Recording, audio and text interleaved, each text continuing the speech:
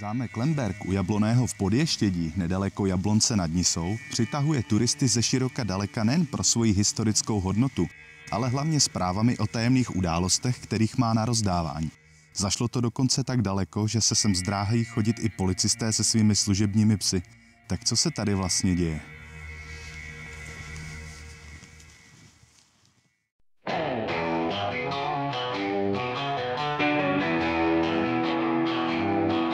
Ahoj, já jsem Svety a srdečně vás vítám. Je tu další video, odběry neodmítám. Lajky a komentáře jsou krásnými gesty. Super, že jste přišli na Svetyho cesty.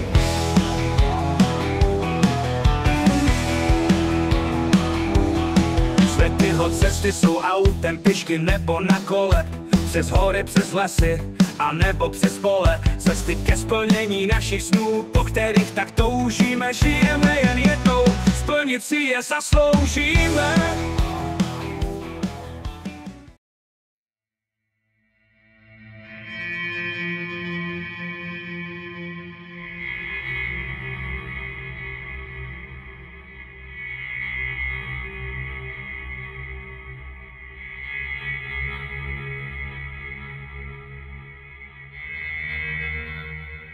Severočeský zámek má oproti mnohým jiným zvláštnost, která přitahuje turisty, milovníky záhad, ale i lovce duchů.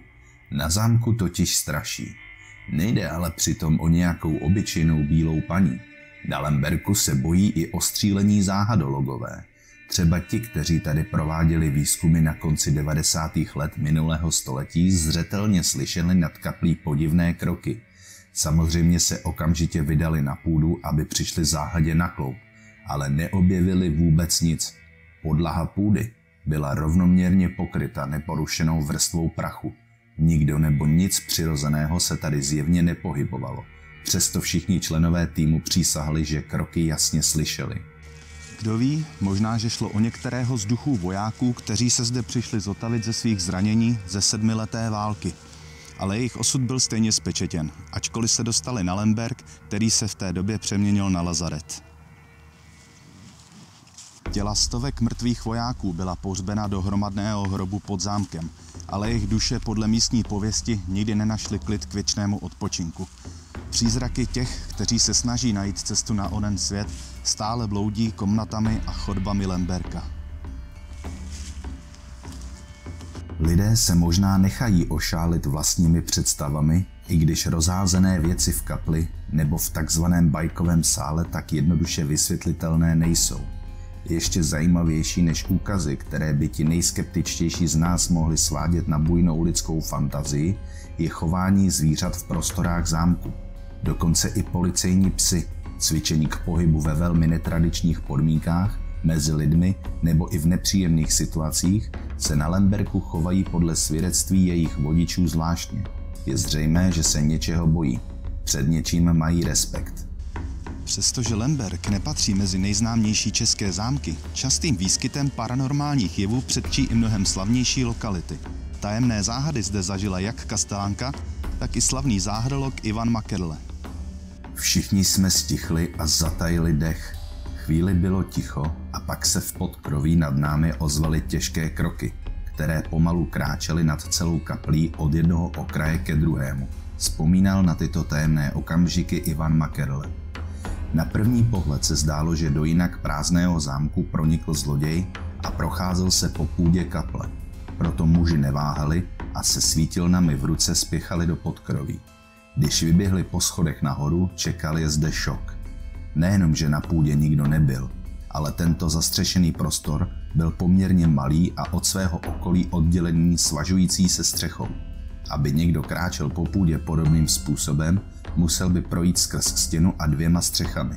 Přitom zámek dveří vedoucích na půdu byl zamčený a neporušený, stejně jako prach pokrývající zem v podkroví. Jak logicky vysvětlit původ tajemných zvuků, které v roce 1980 slyšelo několik mužů současně? Vždyť o halucinace nebo jakýsi zvukový klam se nemohlo v tomto případě jednat. Navíc na Lemberku zažilo paranormální jevy i několik dalších lidí. Podle současné kastelánky Renaty Černé je okolí zdejší kaple Seslání Ducha Svatého jedním z nejtajemnějších míst celého zámku. Z této kaple se občas ozývají zvuky varhan, i když je zamčená a nikdo v ní není, řekla paní kastelánka. Zvuky z kaple, v níž jsou skutečně umístěny varhany, se podle paní kastelánky mají občas ozývat zcela nepravidelně přes den i v noci, jenže kdo v ní hraje, pokud je místnost prázdná. Tím ale výčet zdejších paranormálních jevů ani zdaleka nekončí. Na Lemberku jsou občas slyšet kroky nebo zvuky stěhování nábytku. Přestože víte, že zde nikdo nemůže chodit, protože v místnostech, odkud jsou zvuky slyšet, je zapnutý bezpečnostní alarm a nikdo zde není, dodala paní kastelánka a ve svém vyprávění pokračovala podobným stylem. Na tomto zámku se občas sám od sebe spouští alarm, přestože je celá jeho budova prázdná a nikdo zde tedy nemůže chodit. Několikrát se po podobné události stalo, že na místo přijeli policisté se psem. Vycvičený služební pes se však choval velmi podivně, čeho si se bál a odmítal jít do některých částí zámku. Mohl snad vycítit projev jakýchsi neznámých sil, které naše nedokonalé lidské smysly většinou nevnímají. Podobná příhoda se na Lemberku odehrála také v roce 1993. V té době ještě byla část zámku přestavována a nebyla v něm okna. Já jsem v druhé části zámku provázela turisty, když jsem v rekonstruované oblasti Lemberku uslyšela rány a kroky.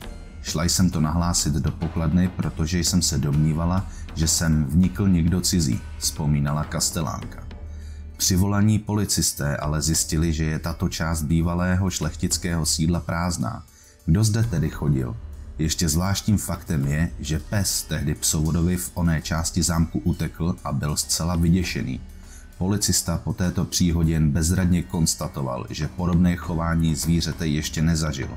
Zdá se, jako kdyby se v tomto místě odehrávalo cosi, co přesahuje naše současné znalosti a chápání.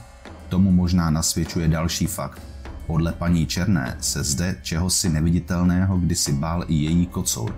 Občas se prý naježil, začal prskat a upřeně se díval do prázdného rohu místnosti.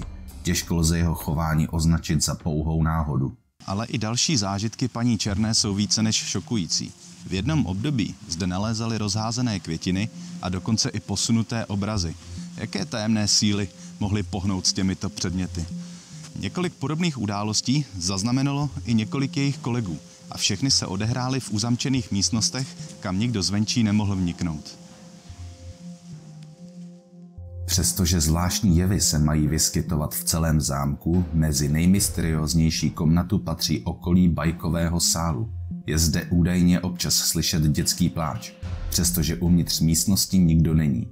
Povedlo se dohledat, že za sedmileté války v polovině 18. století tam byl vojenský lazaret, řekla paní správkyně a následně dodala, že tehdy doktoři tahali mrtvé vojáky dolů po schodech zámku. Zřejmě zde tedy ono neštěstí zanechalo jakousi energetickou stopu, opakující se stále znovu. A nebo zde navždy uvízli jakoby v nekonečném očistci duše tragicky zemřelých lidí?